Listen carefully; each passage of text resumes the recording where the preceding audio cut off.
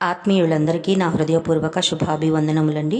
ఈరోజు దేవుని వాగ్దానము 1 కొరింథీయులకు రాసిన పత్రికలో నుంచి 5వ అధ్యాయము 11 నుంచి 13 వరకు.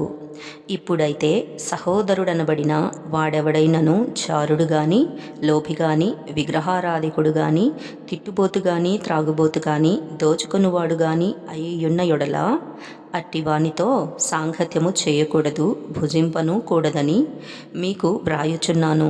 వెలుపలి వారికి తీర్పు తీర్చుట నాకేలా? వెలుపలి వారికి దేవుడే తీర్పు తీర్చును గాని మీరు లోపటి వారికి తీర్పు తీర్చువారు గనుక ఆ దుర్మార్గుణ్ణి మీలో నుండి వెలివేయుడి. నా ప్రియమైన సోదరి సోదరులారా, దేవుడు తన సంఘాన్ని పరిశుద్ధంగా ఉంచుకొనుటకు ఆయన వ్రాయించిన 2వ ఆజ్ఞ, మారు మనసు పొంది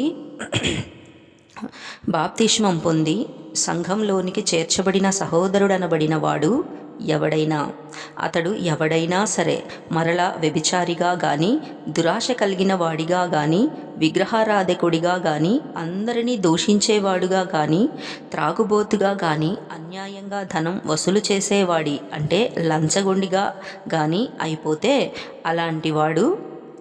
అలాంటి దుర్మార్గుడిని సంఘంలో నుండి వెలివేయాలి. వాడితో కనీసం స్నేహం కూడా చేయకూడదు అని ఈ లేఖనములు తెలియపరుచున్నాయి. ఆమేన్, ఆమేన్, ఆమేన్.